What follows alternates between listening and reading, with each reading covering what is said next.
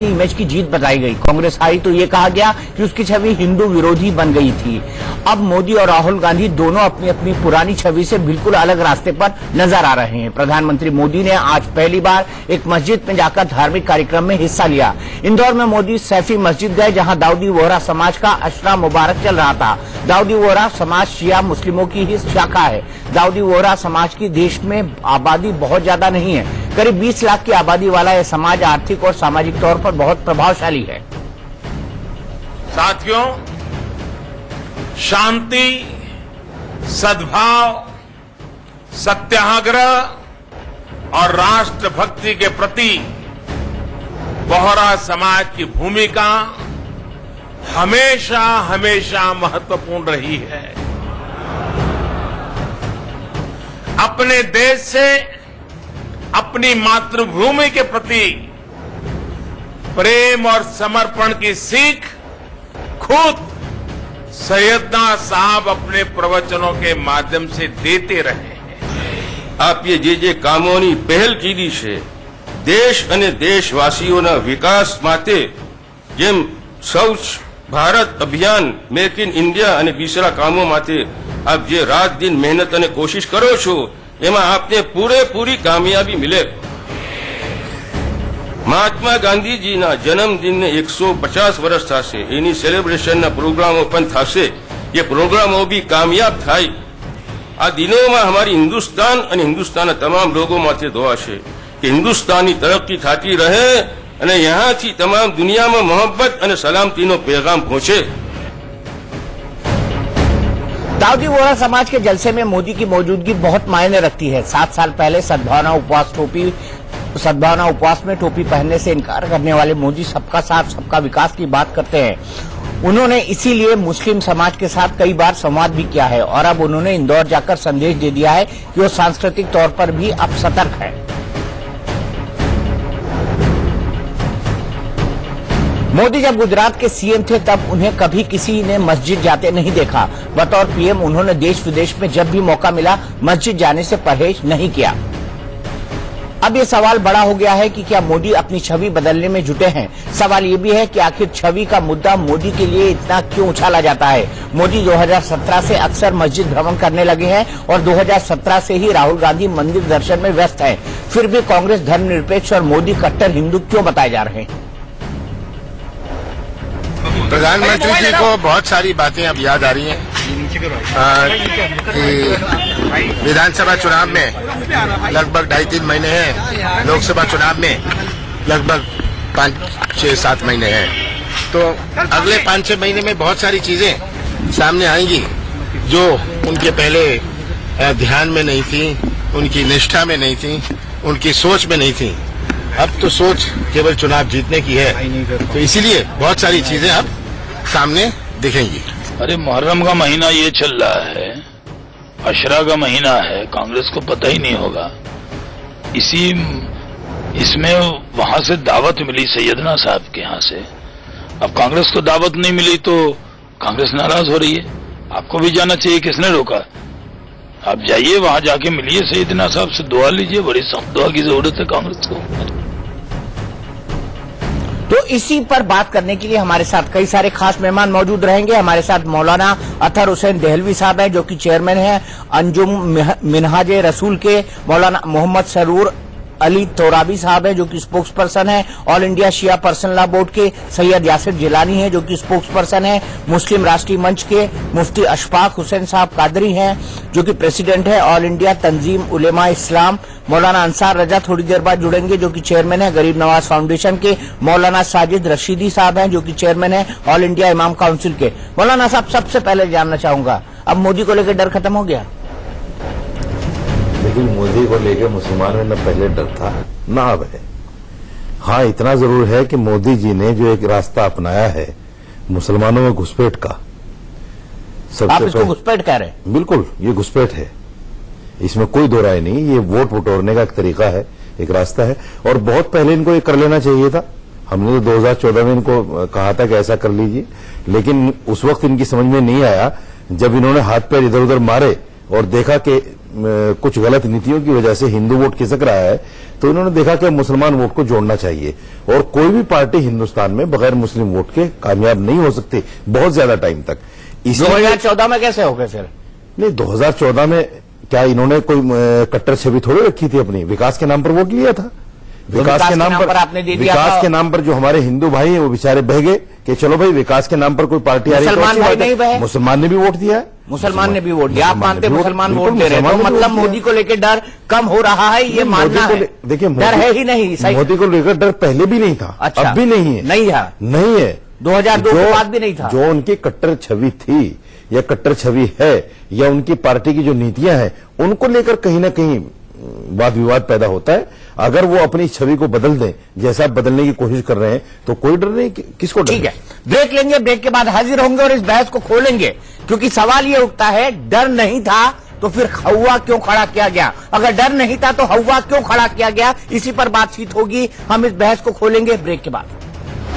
मुसलमान रहते हैं और अब की बार मुसलमानों का भी पूरा प्यार मिलेगा 2019 पर। इसी पर हम बड़ी बहस कर रहे हैं टुनाइट विद दीपक चौरसिया में। यासिर मेरे साथ है। यासिर, ये बताइए कि साजिद रशीदी साहब के जो सोच है उसमें कुछ खौफ है, तो ये खौफ बनावटी है या ये खौफ पैदा किया गया है? ये खौफ पैदा किया गया है, ये भ्रम फैलाया गया है मुसलमानों के अंदर, खास करके हिंदुस्तान में।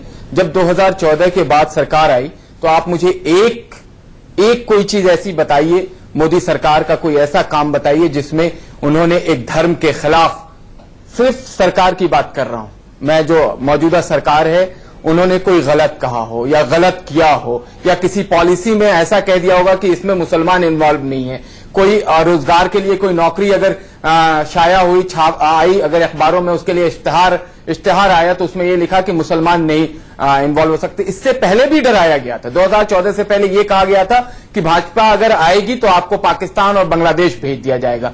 कहीं कोई नहीं गया और सब हिंदुस्तान में हैं। और तमाम आप देखिए कि आज भी जो मोदी साहब गए हैं वहां पे, जिन्होंने अपने आप को शहीद इसलिए कर दिया कि अन्याय और अत्याचार के खिलाफ उन्होंने अपनी आवाज को बुलंद किया, उन्होंने उनकी बात को बताया हिंदुस्तान के लोगों को। तो अगर उनके अंदर या उनकी सरकार के अंदर किसी तरह की कोई दोहरी नीति होती मुसलमानों को लेके, तो उन्होंने ऐसा नहीं किया होता। इसी तरीके से उन्होंने रमजान के महीने में 20वें रमजान के बाद जब उनका संदेश आया, जिसमें नबी सल्लल्लाहु अलैहि वसल्लम के किए हुए बातों को उन्होंने उल्लेख किया था कि किस तरह से मदीना में एक औरत के ऊपर कूड़ा फेंक दिया जाता था, इस बात का भी प्रधानमंत्री ने उल्लेख किया जब उन्होंने संदेश दिया। और तमाम ईद बकरीद के ऊपर हमेशा से संदेश दिया करते हैं। प्रॉब्लम क्या है दीपक जी यहाँ पे? प्रॉब्लम रोजा इफ्तार नहीं करते हैं। नहीं, रोजा इफ्तार नहीं करते। सुन लीजिए, रोजा इफ्तार बनावटी चीजें, वो बनावटी चीजें जो सिर्फ तुष्टीकरण की राजनीति का एक बहाना था पहले की सरकारों ने। हमेशा से कांग्रेस ने मुसलमानों को अपना एक इसलिए उसको साथ में रखा कि उसके पास एक वोट बैंक की तरह मुसलमानों का इस्तेमाल किया। मुसलमानों को कहा तुम फावड़े चलाओ, तुम कुदाल चलाओ, तुम्हें डॉक्टर और आईएएस बनने का ना तो तुम्हें जरूरत दी गई ना तुम्हारे पास हैसियत है। मुसलमान खुश रहता है, मुसलमान बहुत अपने आप को लगता है कि उससे बड़ा कोई हो ही नहीं सकता है, क्योंकि वो कांग्रेस इस तरह की बात करती थी, हर त्योहारों में उन्हें कुछ ना कुछ मिल जाता था। यहां पे जोड़ने की बात करी गई, यहां पे 125 करोड़ हिंदुस्तानी की बात की जाती है। यहां पे सबका साथ सबका विकास तब पूरा होता है जब आप किसी भी स्कीम में देख लीजिए, भारत सरकार की जितनी भी स्कीम हो, चाहे वो एजुकेशन को लेके सक्षम हो, उड़ान हो, बेटी बचाओ बेटी पढ़ाओ हो, या आप माइनॉरिटी मिनिस्ट्री की स्कीम को देख लीजिए, भारत सरकार ने कभी मुसलमानों को अलग करके कहां भेदभाव किया मैं बताऊंगा, यासिर यही भी बताऊंगा। लेकिन मौलाना अंसार रजा साहब हमारे साथ जुड़ गए। मौलाना साहब, आपसे जानना चाहूंगा, क्या एक हवा खड़ा किया गया था मोदी के खिलाफ? किसने? कि मुसलमानों में डर पैदा हो रहा है, बीजेपी आएगी तो पाकिस्तान भेज देगी, यही बातें कही जाती थी उस टाइम पर 2014 में। देखिए दीपक जी, ये बातें तो शुरू से कही जाती रही, लेकिन मुसलमान हिंदुस्तान का कोई या दुनिया का मुसलमान हो, खुद अपने खुदा के अलावा किसी से नहीं डरता। मोदी योगी सब आने वाली चीजें हैं, सब प्लेटफॉर्म की तरह होती हैं, ट्रेनें ये आती जाती रहती हैं। मुसलमान किसी से डरता नहीं है सिवाय अपने रब के, और ना हमें कोई डराने की कोशिश करे, ना हम डरते हैं किसी से। ये सब खामाखा की बातें हैं कि कौन किससे डरता है, कौन मोदी से डरता है, कौन योगी से डरता है। दूरी किस बात की? दूरी किस बात की? मौलाना अंसार रजा जाकर बीजेपी को वोट करेंगे? क्यों वोट करेंगे भाई? नहीं, क्यों वोट करेंगे? पूछ रहा हूं आपसे। क्यों वोट करेंगे? मैं पूछ रहा हूं आपसे। अब तो बदल गए मोदी जी, देखिए मस्जिद भी जा रहे हैं। अरे सर मोदी जी देखिए, यही तो कमाल की बात है। हिंदुस्तान के 100 करोड़ हिंदुओं को कितने सलीके से बेवकूफ बनाया है मोदी जी ने, ये देखने वाली बात है। मलेशिया की मस्जिद में चले गए, इंडोनेशिया की मस्जिद में चले गए, सीदी सैयद की जाली में चले गए, और बहादुर शाह जफर की मजार पे चले गए। आज वो सैयदना के प्रोग्राम है, सैफियों की मस्जिद में चले गए। रामलला के दर्शन करने अयोध्या आज तक नहीं गए। कितना बड़ा बेवकूफ बना रहे हैं हिंदुओं को, ये कोई नहीं समझ रहा है कि कितना बड़ा गेम खेला जा रहा है हिंदुओं के साथ। आज तक नहीं गए, उन्होंने नाम लिया उन्होंने कि हमें अयोध्या जाना है। क्या बात कर रहे हैं आप किसको समझाने की कोशिश कर रहे हैं? आप बताइए तोराबी साहब, मुझे बताइए कि क्या इनका यह आरोप सही है कि रामलला के दर्शन पे जा नहीं रहे लेकिन मुसलमानों को जोड़ने की कोशिश कर रहे हैं? देखिए, मैं एज ए तर्जुमान All India Shia personal law board, ये यानी कि ये पॉलिटिकल बात रजा साहब ने कही ऑनरेबल प्राइम मिनिस्टर के लिए, मैं इस पूरे नजरिए को, इस पूरे आज के एपिसोड को 3 मुहर्रम के दूसरे तरीके से देखता हूं। हिंदुस्तान की आजादी के बाद एक सिटिंग प्राइम मिनिस्टर इमाम हुसैन अलैहिस्सलाम की मजलिस में जाके आज उन्होंने नोहा भी पढ़ा और वो शरीक भी हुए। इसका हम खैर मकदम करते हैं। अब ये उनकी नीयत के ऊपर है कि ये उनकी नीयत में हुस्न ज़न था या उनकी नीयत में कुछ और है। एज हिंदुस्तान की माइनॉरिटी को साथ में लेकर चलने की बात है, ये एक अच्छा स्टेप है आगे बढ़ने के लिए। इसको पॉजिटिव नजरिए से देखना चाहिए, ठीक है। और वो और भी जगह गए हैं हिंदुस्तान में, कुछ मज़ारात और भी हैं जहां पे मोदी जी गए हैं, इवन कारगिल के अंदर भी उन्होंने विजिट करा है। तो मेरा कोई और नजरिया नहीं है इसके ऊपर कि मैं इसमें पॉलिटिकल एंगल तलाश करूं कि उन्होंने क्या करा क्या नहीं करा, लेकिन एक अच्छा स्टेप है। वो इमाम हुसैन इस्लाम की मजलिस में गए, हम उसका खैर मकदम करते हैं। आप मुझे बताइए साजिद रशीद साहब, आप में डर है या नफरत है उनके लिए?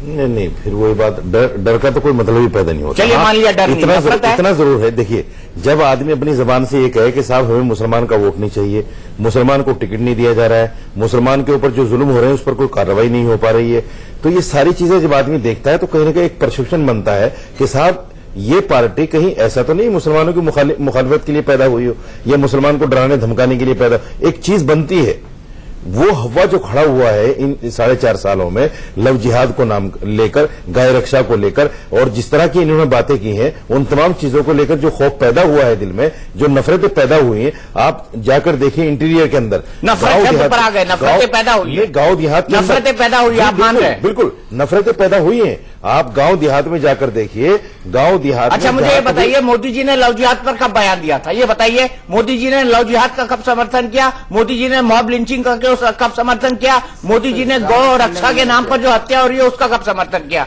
एक बात बता दीजिए, मोदी जी ने इस पर कार्रवाई क्या की वो बता दीजिए। जहां पर कानून है वहां पर कार्रवाई हो रही है राज्य सरकार के हिसाब से। नहीं, कुछ नहीं, कार्रवाई हो रही है ना। बयान दिया है एक बार मोदी जी ने कि ये गाय रक्षक नहीं है, दिन में कुछ करते हैं, सिर्फ बयान दिया है। उन लोगों के खिलाफ कार्रवाई क्या हुई है आप मुझे ये बता दीजिए। जब कार्रवाई नहीं हुई, वो पकड़े गए हैं। अरे सर, पकड़े जाना तो एक मामूली चीज है, उनको मालाएं भी पहनाई, पकड़ा जाना तो मामूली चीज है। आप उनका स्वागत कर रहे हैं, मालाएं भी उनका पहनाई खैर गई मकदम कर रहे हैं, उनको मालाएं पहना रहे हैं, आप उनकी तारीफ कर रहे हैं, तो आप क्या कहेंगे उसको? पकड़ा जाना ठीक है या उनकी तारीफ करना, उनको मालाएं पहनाना ठीक है? उनके तमाम मंत्री, उनके तमाम विधायक इस तरह की बातें करते हैं, उल्लू बातें जो आप भी टीवी चैनलों पर दिखाते हैं, वो सारी बातें कहीं ना कहीं देश के अंदर एक ऐसा इन्होंने नफरत का माहौल पैदा किया है, जिस नफरत के माहौल को अगर ये खत्म करना चाहें, ये जो इन्होंने शुरुआत की है, नफरत के माहौल को खत्म करने की बात नहीं है, ये तो सिर्फ वोट बटोरने वाली बात है। जो सॉफ्ट टारगेट है वही ये निशाना लगाते हैं। पहले इन्होंने लेडीज पर निशाना लगाया 3 तलाक के नाम पर, फिर इन्होंने जो है कहीं ना कहीं एक सोफी कॉन्फ्रेंस बुलाई, फिर इन्होंने जो है अब नया शोषण शुरू कर दिया बोहरा समाज को लेकर। सॉफ्ट टारगेट ये लोग तलाश करते हैं, सॉफ्ट टारगेट तलाश कर रहे हैं। लेकिन आप ये बताइए, क्या नफरत पैदा की मोदी सरकार ने आने के बाद, या सबका साथ सबका विकास की बात की देहलवी साहब? देखिए दीपक जी, सबसे अहम चीज ये है कि लोकतंत्र या जमहूरियत में हमेशा जो है आलोचना वो कोई बहुत अच्छी चीज नहीं होती। इस देश के अंदर समाजवादी पार्टी के अध्यक्ष अगर विष्णु का मंदिर बनाने की बात करते हैं तो हमको आस्था के साथ उनका भी सम्मान करना चाहिए। तो फिर आप राम मंदिर बन जाने दीजिए ना। मैं विष्णु मंदिर की बात करूं, अभी तो राम मंदिर में तो कोर्ट में विचाराधीन है, आप उसको वहां मत ले जाइए। इसी तरीके से अगर आज प्रधानमंत्री वहां गए हैं, एक अच्छी बात है। मैं समझता हूं कि ये अखलाकियात की जीत है, और इसलिए मैं इसको जीत मानता हूं कि अभी 2 दिन पहले ही माननीय अमित शाह जी ने कहा था कि अखलाक की मौत के बाद भी हम जीत गए थे। अखलाक के लफ्जी मानी नैतिकता होती है, और आज जो मैं तुराबी साहब ने कहा, आज नैतिकता जीत गई है। सैयदना हुसैन ने यही तो सिखाया था, अखलाकियात तो सिखाई थी। मोदी जी ने जाके अमित शाह ये पैगाम जो है उन भारतीयों के लिए है कि वो जो भारतीय दर्शन था, जहां आप मस्जिद देखिए, इस प्रधानमंत्री की खूबी और कमाल देखिए आप, जिस दिन वो अमेरिका जा रहे हैं, पहली मर्तबा अमेरिका जा रहे हैं, दीपक जी आपको भी याद होगा, आपने भी इंटरव्यू करा था, वो CNN से कहते हैं कि भारत का एक मुसलमान भी आतंकवादी नहीं है। यहाँ इश्तियाक साहब मौजूद हैं, उसके बाद एक सूफी कॉन्फ्रेंस उन्होंने कहा खुदा के 99 नामों में कोई नाम सुन, हाँ अरे सुन लीजिए ना, 99 नामों में कोई नाम खुदा का जो तशद्दुद पे आमादा नहीं करता।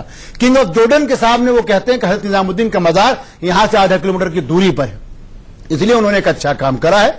बोहरा समाज में वो गए, और एक बात मानिए, कौन शिया कौन सुन्नी ये सच्ची बात नहीं है, हजरत हुसैन तमाम इंसानियत के लिए है, और उस मजलिस में वो गए हैं। अब यहां पे आप जो बार बार कहते कि भय कहीं नहीं था, मैं मानता हूं कि नरेंद्र मोदी जी ने उस सोच पे अंकुश लगाया है जो सोच गिरिराज किशोर की थी, उस सोच पे अंकुश लगाया है जो सोच अमित शाह साहब की है, उस सोच पे अंकुश लगाया है। अमित शाह तो उनके सबसे बड़े सहयोगी मैं वही तो कह रहा हूं, वो समझिए ना, ये हमारे लिए नहीं है ये सवाल। तो आज आपको ये सवाल आपको साजिद रशीदी, मौलाना अंसारी, ये मुझसे नहीं पूछना चाहिए। आज तो अखलाकियात जीत गई है, अखलाकियात जिंदा हुई है। ये तो डकोसला है। नहीं वही कह रहा हूं, इसलिए बिल्कुल गए हैं वहां पे।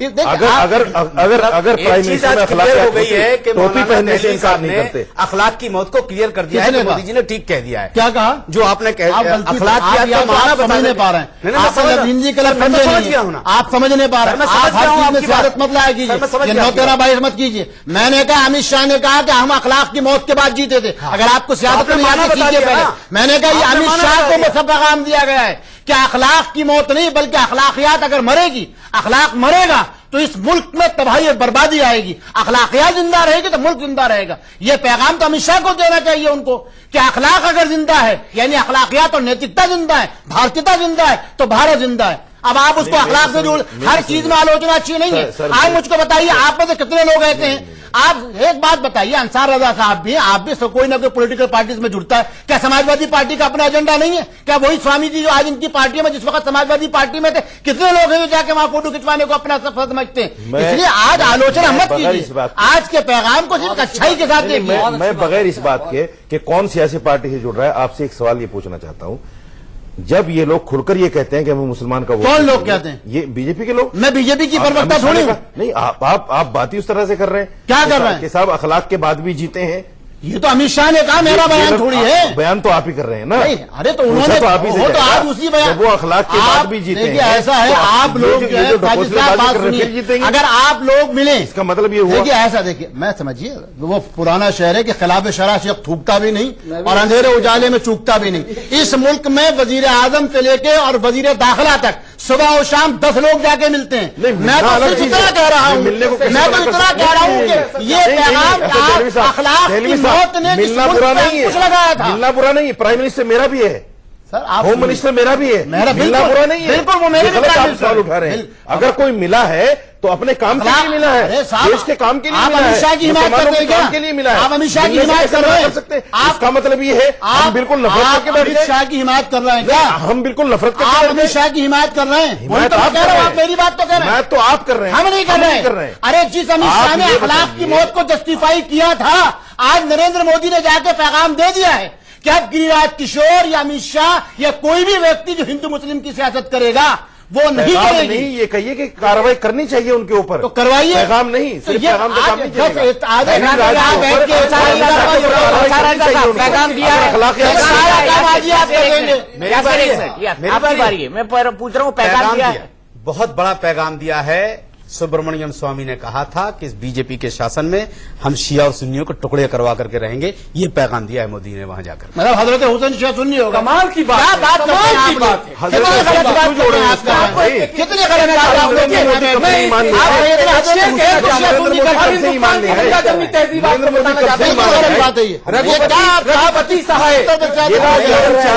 मुसलमान नेता क्या मंदिर नहीं जाते? आपको बताना कौन मना कर रहा है?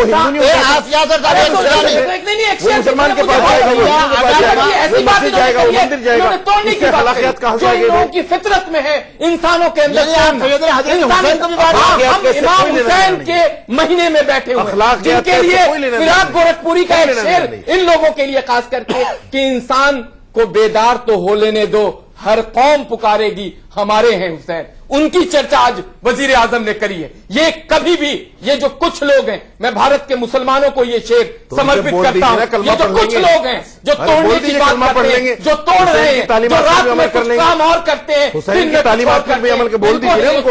आप एक बार नहीं बोल सकते। मुस्तकबिल से कोई लेना देना नहीं। बहुत हमला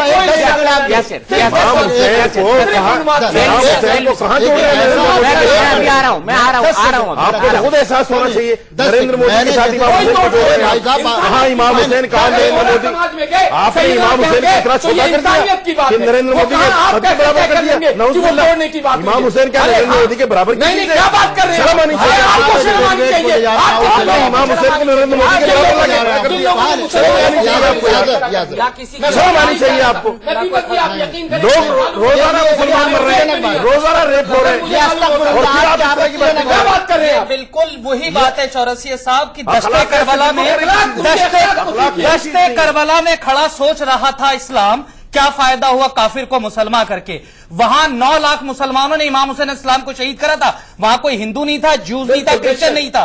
ठीक है, वहां यही हार्ड लाइनर सोच थी जो इमाम हुसैन इस्लाम को शहीद करा गया था। और अफसोस की बात है कि अगर यहां हिंदुस्तानी गंगा चमना तहजीब के अंदर आप देखिए, first prime minister of India से और इवन हुसैनी ब्राह्मण्स को देखिए, 5 लाख हुसैनी ब्राह्मण से इस देश के अंदर जो आजादारी करते हैं, और इवन हर देहात के अंदर हिंदुस्तान में हिंदू आजादार मौजूद हैं। लेकिन अगर प्रधानमंत्री देश का, अगर मैं एक सवाल पूछना चाहता हूँ, मैं आप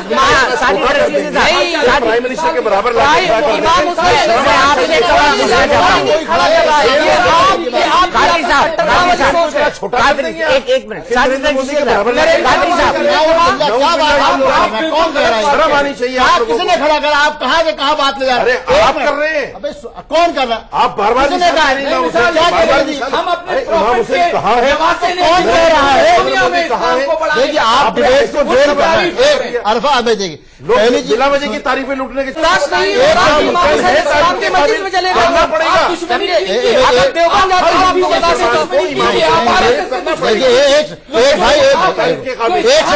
राहुल गांधी अगर कहीं जाता है तब कोई इनको प्रॉब्लम नहीं है।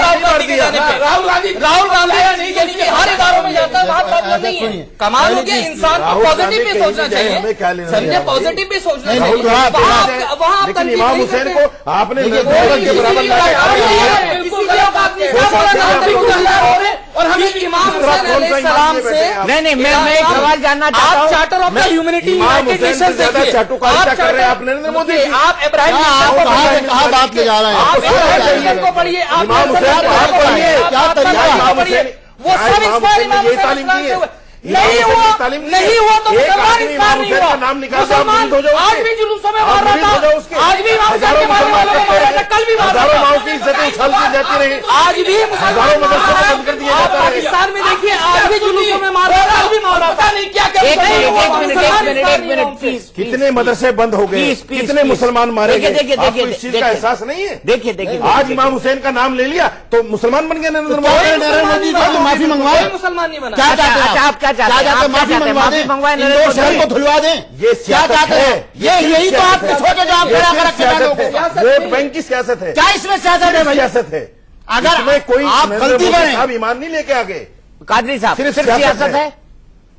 मेरा मानना यह है कि इस मौके पर 4 साल गुजर गए, कभी नाम नहीं लिया, कोई यूनिवर्सिटी या कुछ उनके नाम पे फलाई काम नहीं किया। इस वक्त जाके जब इलेक्शन के 6 महीना रह गया तो इमाम हुसैन के नाम पे ये अकीदत नहीं है बल्कि सियासत ही हो सकती है। बिल्कुल सियासत ही हो सकती है, या सिर्फ सियासत है। और मैं ये जानना चाहता हूँ, अगर ये सियासत नहीं है तो 403 सीटें थी उत्तर प्रदेश की विधानसभा में, एक भी मुसलमान को टिकट क्यों नहीं दिया? 20% आबादी होने के बाद भी एक भी मुसलमान को टिकट क्यों नहीं दिया? मुझे ये बताइए आप। जी टिकट नहीं दिया, लेकिन चुनाव के बाद जब सरकार बनी तो मुसलमान को मंत्री बनाया।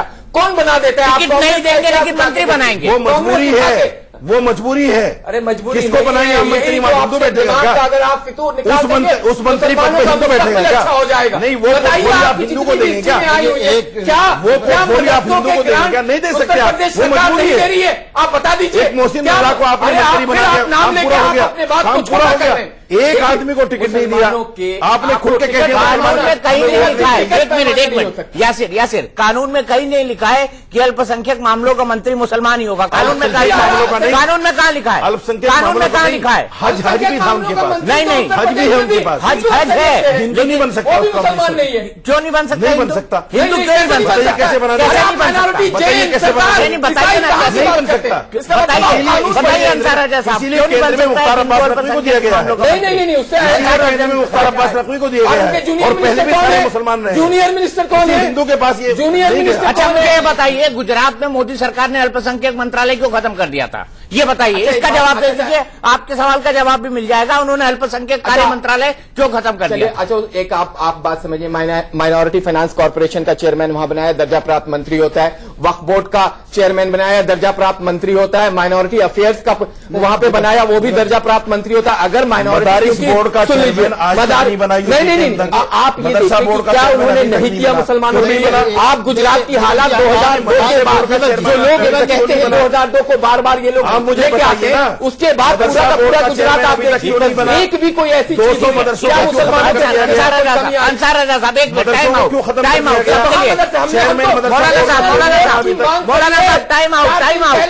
एक मिनट, यासिर, एक तरफा होता जा रहा है मामला। अंसार रजा साहब, मध्य प्रदेश में जहां आज नरेंद्र मोदी गए थे, बुरहानपुर, दाहोद, उज्जैन और इंदौर और एक दो शहर मिलाकर के तकरीबन बुरहानपुर 4.5 लाख, नहीं, जहां हमारे बोहरा भाइयों की तादाद 4.5 लाख तो बचपन की तादाद है वहां, और दिसंबर में वहां चुनाव है मध्य प्रदेश में। देश का प्रधानमंत्री बगैर सोचे समझे कोई कदम नहीं उठाता। हजरत इमाम अली मकाम रजी अल्लाह तआला अन्हु की महफिल पहली बार नहीं हो रही है इंदौर में, हर साल होती है और कयामत तक होती रहेंगी। जब कभी नहीं गए, 7 साल पहले इस वक्त क्यों गए, उसका रीजन 7 साल पहले भी गए थे जब वो मुख्यमंत्री थे। आज ही उन्होंने बताया है कि और वहां मध्य प्रदेश वहां के मुख्यमंत्री तकरीबन 4.5 लाख के आसपास वहां, और ये वही लोग हैं। आज एक साहब, मैं चैनल का नाम नहीं लूंगा, उसमें हमारे साथ वो थे, जहां जहां भी देश दुनिया में प्रधानमंत्री जी गए, हर जगह वही आदमी अपनी टीम के साथ मोदी मोदी मोदी स्टेडियम में करते हुए दिखाई दिए। ये वही लोग हैं। नहीं, इसमें देखिए, एक मिनट सर, अब प्रधानमंत्री हैं, वो कहीं भी जा सकते हैं, उनको अख्तियार है, मना कौन कर रहा है उनको मत जाइए आप। हमारा इस बात से भी एतराज नहीं, आपको आपत्ति है ना, आप आपत्ति तो जता रहे हैं। आप कह रहे हैं वोट बैंक की राजनीति है, आप कह रहे हैं वोट बैंक की राजनीति मत कीजिए ना, क्या ये वोट बैंक की राजनीति? जाइए जहां जाना है, कौन मना कर रहा है आपको? आप जाइए ना, कौन मना कर रहा है आपको? लेकिन राजनीति मत कीजिए ना आप कौमों में। आप कह रहे हैं कि राजनीति करी, बिल्कुल राजनीति की है, राजनीति करी, बिल्कुल राजनीति की है, राजनीति करी देहलवी साहब। देखिए, मैंने शुरू में कहा कि लोग छुपा क्या है, हो गया छुपा हुआ है। देखिए, राजनीति ये है, सवाल ये है, जैसे मैंने कहा दीपक जी, अगर कांग्रेस अध्यक्ष मानसरोवर जाए, मुझको उसमें राजनीति नजर नहीं आती, क्योंकि वो उनका धार्मिक मुद्दा और मुझको उनके साथ खड़ा होना चाहिए। अगर कोई आदमी इफ्तार पार्टी करता है, मुझको उसके साथ खड़ा होना चाहिए। अगर कोई आदमी ये कहता है समाजवादी पार्टी के हम सत्ता में आए, हम फला मंदिर की तामीर करेंगे, मुझको उसको मानना चाहिए। हर पार्टी का हर मुल्क में। मेरा कहना है, आज प्रधानमंत्री गए, पहली चीज तो अंसार साहब को मैं बता दूं, अगर कोई दाऊदी बोहरा होता वो बताता। पहली चीज तो ये कि जो मुहर्रम का प्रोग्राम होता है, उसमें जो उनके दाई मतलब हैं, वो हर साल अलग-अलग जगहों पे जाते हैं। पिछले साल पाकिस्तान में थे और ये प्रोग्राम 10 साल पहले तय किए जाते हैं। इस बार वो इंदौर में थे। तीसरी चीज, जिस जगह एसबीयूटी की आप बात कर रहे हैं, ये कहना कि फलाही लोग मोदी भक्त हैं, ये गलत तरीका है। लोकतंत्र में कोई किसी का भी भक्त हो सकता है। हम सुबह और शाम कहां किसके भक्त हो जाए कोई नहीं जानता।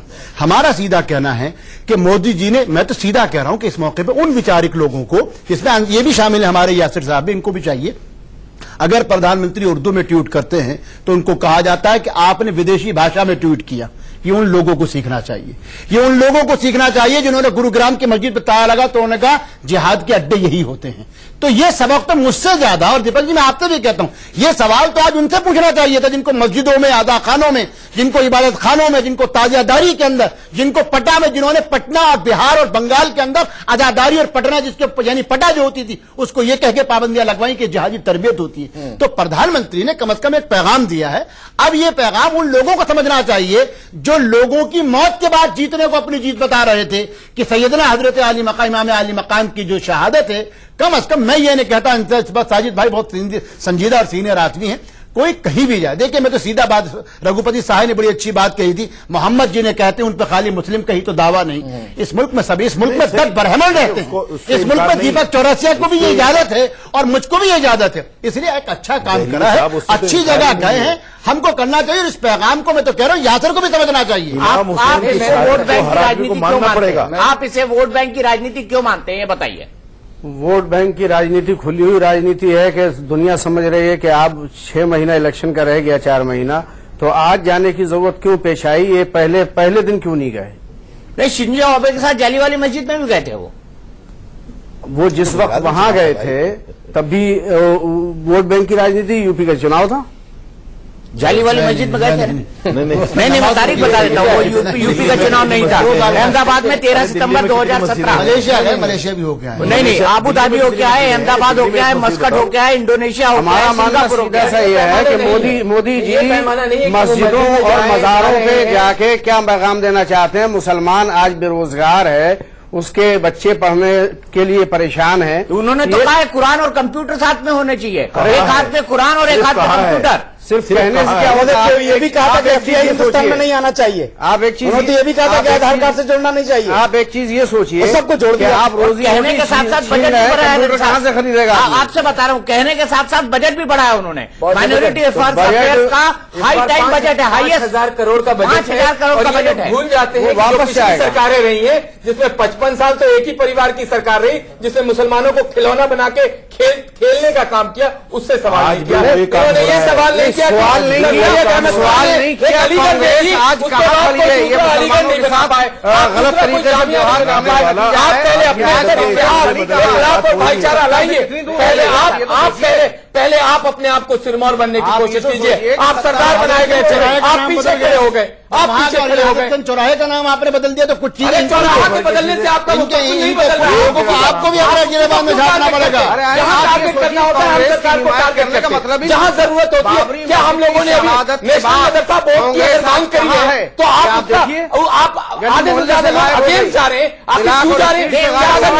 यासिर उनका सवाल है, बाबरी मस्जिद की शहादत के जिम्मेदार लोग हैं, उनका सवाल है। कांग्रेस गायब हो गई, गली मोहल्ले स्ट्रीट और बस्ती ब्लॉक से कांग्रेस गायब हो गई है। कहाँ कांग्रेस? देखिए, इस पे हम लोगों ने कम से कम हिमायती नहीं है करी हुई है। ये हम सीधा सा ये जानते हैं कि जो भी हुकूमत जुल्म करेगी मुद्दे पे एक साथ वो कहीं ना कहीं में मैटर है। गलत कर रही है। ये कोई मामला ही नहीं, मामला इस वक्त एक बात मैं कि रोजगार कैसे उसके बाद मैं चुप हो जाऊंगा। बोलिए, बिल्कुल आखिरी बात, बिल्कुल बोलिए। अगर बीजेपी का कोई आदमी हमारी बात को सुन रहा है, हम स्वागत कर देंगे। पूरे देश के 20 करोड़ मुसलमान है, सब स्वागत कर रहे हैं। मोदी जी, अच्छा हुआ कि आप सैफी मस्जिद में गए या जहां भी जाना चाहें, आप आजाद हैं। एक काम कर दीजिए, 450 मस्जिदों में जो ताले डलवा रखे हैं आपने ESI के जरिए से, उनको खुलवा दीजिए। बताइए, से मोहब्बत है ना, यासिर करवा दीजिए। खुलवाएंगे। 10 मस्जिद गिन के बता देंगे सिर्फ दिल्ली में कि कौन कौन सी बंद है। 20 करोड़ मुसलमानों की बात तो बहुत दूर की बात है। मुसलमान ये नहीं देख रहा है। मुसलमान जो आज युवा है वो चाहता है जो जिम्मेदारी के मेरे पास कन्याकुमारी से प्राइम मिनिस्टर के ऑफिस में अरे आपको नहीं मालूम है, मेरे पास जितनी मस्जिद दिल्ली में, जितने मदरसे किस गली में कहाँ चल रहे हैं उसका रिकॉर्ड रखते हैं। जब आइएगा मेरे ऑफिस में बैठिएगा दिखा दूंगा आपको। मैं चाहता हूँ हम सिर्फ प्रधानमंत्री वो जिम्मेदारी ले रहे हैं, वो जिम्मेदारी नहीं, बाहर बात कर जिम्मेदारी नहीं लेंगे, वो जिम्मेदारी ले रहे हैं आपके सामने, आपके सामने। मैं गारंटी दे रहा हूँ, मैं वक्फ बोर्ड सिर्फ वक्फ बोर्ड की मस्जिद प्रॉपर्टी तो वो है विश्व हिंदू परिषद ने जिसपे स्टैंड लिया हुआ है। 123 अरे कब्जा कर रखा है जिसमें। अरे साहब हम तैयार हैं। कब से कब्जा किया हुआ है पूछ लीजिए। क्या कौन सी सरकार से कब्जा किया हुआ है? 20 की बात है। कौन से सरकार किस सरकार के टाइम में कब्जा किया था? किस सरकार के कब्जा किया? आप बताइए। 2014 के बाद एक भी प्रॉपर्टी मुसलमान से मोहब्बत नहीं करते थे और तार्किक बात आप रिकॉर्ड में लेके आए। क्या बात कर रहे हैं? हम चाहते हैं मुसलमानों के मेरा आप अच्छा हो, वो IAS इंजीनियर में, हम ये चाहते हैं। साजिद भाई, मैंने पहले का यह सिर्फ सवाल आपसे, देखिए लोकतंत्र में आलोचना और प्रशंसा दोनों है। मैं आपसे पूछता हूँ, सैयदना हजरत हुसैन पे उनके एहतराम को हम सराह रहे हैं। दिल्ली में ही, दिल्ली की सबसे बड़ी जिसको कहते हैं करबला, ये सबसे बड़ा आजादारी का जो मरकज है वो जोरबाग में है। और दिल्ली सरकार और दिल्ली पुलिस उसके साथ क्या कुछ कर रही है, और केंद्र सरकार ने हलफनामे दे दे के उसके अंदर आजादारी पे जो लगातार पाबंदी लगवा रखी है। आप आज ये कह दीजिए कि साहब सैफी मस्जिद और हुसैनी मस्जिद में जाने का वो होगा कि आज के बाद जोरबाग की खानका को जो आजादारी का मरकज है, ये जो करबला है, उस पर किसी किस्म की कोई सरकारी कब्जा नहीं होगा, ये ऐलान कर दीजिए। तो फिर आप जो उसमें लोग इन्वॉल्व हैं, कोई इन्वॉल्व नहीं है। अरे भाई साहब, मैं ऑन टीवी नाम नहीं लेना चाहता हूँ, बड़े बड़े लोग इन्वॉल्व हैं, कोई इन्वॉल्व नहीं है, आपके साथ भी डिबेट में बैठे, कोई इन्वॉल्व नहीं है। यही तो आपका वो है, अगर प्रशंसा के साथ साथ आलोचना और सवाल पर भी जवाब दीजिए। आप उनका ऑफिस हटा लीजिए, मैं सच्चाई बता रहा हूं, जिनका ऑफिस जिन्होंने कब्जा कर रखा है वो नहीं छोड़ते हैं। मालूम नहीं, आप पार्टी बन के कोर्ट में घुमा रहे बात को। नहीं, मैं बात नहीं, मैं सच्चाई बता रहा हूँ। तो आप यहाँ मौजूद है, इनको मालूम होगा। तो आप बताइए, बीच की बात, यहाँ से बीच की बात तो आपको मालूम होगा। बताइए, आप बताइए। और यही जोरबाग के साथ ये अन्याय क्यों, अगर ये अन्याय है तो? कांग्रेस के रेजिम में अहमद पटेल साहब के ऊपर कल्बे जव्वाद साहब का बहुत जबरदस्त इल्जाम रहा है और एजिटेशन रहा है, और लाखों हजारों लोग उस एजिटेशन में मौजूद रहे हैं कि उसको कांग्रेस के टाइम पे कांग्रेस ने बंद कराया, और अभी वो मैटर सबजुडाइज है। ये बचाव शुरू हो गया। बचाव नहीं शुरू हुआ, देखिए बिल्कुल सच्चाई बयान कर रहा हूँ मैं बिल्कुल।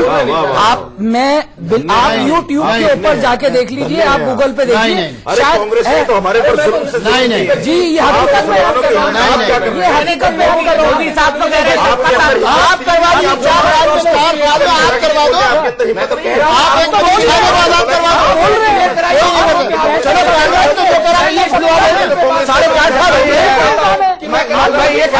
अगर जुल्म हो चुका तो अब हुकूमत की जिम्मेदारी नहीं है। भाई साहब, हम 1400 साल से करबला के लिए बोल रहे हैं, आप ये जान दे के बोल रहे हैं, आप तो बैठे हुए बोल रहे हैं, आपको क्या मालूम है? एक आखिरी सवाल मैं सबसे पूछता हूँ। सबसे पहले मौलाना साहब आपसे शुरू करता हूँ, मुझे ये बताइए कि क्या 2019 में आप मोदी को वोट देंगे, ये सब देखने के बाद? नहीं, मोदी जी को तो वोट कोई भी अक्लमंद आदमी नहीं देगा, अब इतना सब देखने के बाद। यासिर जिलानी, देखिए ये खुद ना दें और अपने जो इनके कुछ लोग हों उनको कहें कि ना दें। नहीं, अक्लमंद जो भारत का होगा मुसलमान, वो मोदी जी को जैसे पिछली बार भी वोट दिया था। मैं आपको एग्जाम्पल दे दूं कि ओखला देख रही है और काम बहुत अच्छा हो रहा है। अंसार रजा साहब, क्या सवाल है आपका? मेरा सवाल है कि आप मोदी जी को वोट देंगे 2019 में सबका साथ सबका विकास को देखते खाली हुए? हमारे वोट से तो मोदी जी प्रधानमंत्री तो बन नहीं जाएंगे। पहले जिन 100 करोड़ हिंदुओं को नहीं, एक वोट से भी हारती है। वाजपेयी जी की सरकार एक वोट से हार गई। एमपीओ वाली बात है, नहीं, यहाँ तो लाखों वोट गिरना है। एक वोट से सीपी जोशी भी हार गए थे, एक वोट से सीपी जोशी भी चुनाव हार गए थे। देवीलाल भी एक वोट से हार गए थे। तो आपका वोट जाएगा कि नहीं जाएगा? आपका वोट जाएगा कि नहीं जाएगा? उस बोर्ड में और हमारे बोर्ड में 4.5 लाख वोटों का फासला है, आप उससे इनकार नहीं कर सकते ना। हमारे एक वोट में और उस वोट में 4.5 लाख वोटों का फासला है, आप उसे नेग्लेक्ट नहीं कर सकते। लेकिन मतलब आप वोट नहीं डालेंगे? मैं एक बात बता दूं, मैं वोट डालूंगा, मुझे अधिकार है, हिंदुस्तान के संविधान ने वोट डालने का। मोदी जी को वोट डालेंगे कि नहीं? यार भाई के मोदी जी खाली प्यारे थोड़ी हैं यार, आप खड़े हो जाइए, हम आपको डाल देंगे।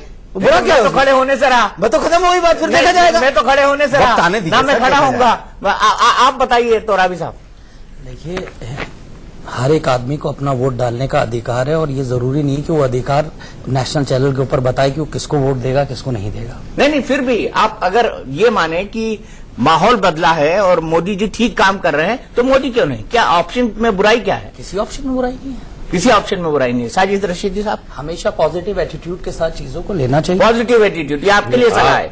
पॉजिटिव एटीट्यूड आपके लिए सलाह है। आप मुझे ये बताइए, राम मंदिर के नाम पर आए थे, राम मंदिर नहीं बना, क्या वोट दिया जाए?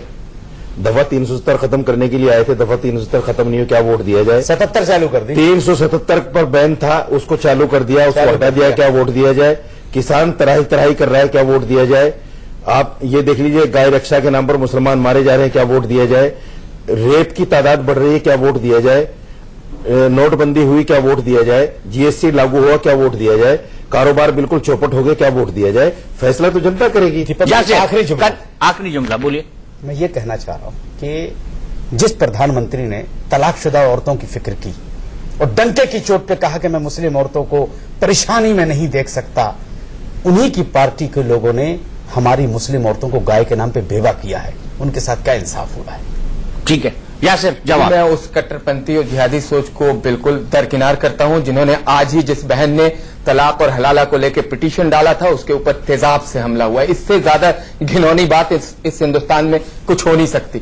मैं मुसलमान बहनों और मुसलमान भाइयों को अपील करता हूं आपके माध्यम से कि आप ध्यान रखिएगा। पिटीशन भी आप डलवा, ध्यान रखिएगा, भी आप करवा, किस बात का ध्यान रखिए भाई? नई सरकार जो है उसमें आप मोदी जी को लाइए, भारी बहुमतों से जीत के फिर दोबारा लाइए। आप बताइए ना, ताकि हिंदुस्तान में जो कुछ बचा है वो भी सब गायब हो जाए।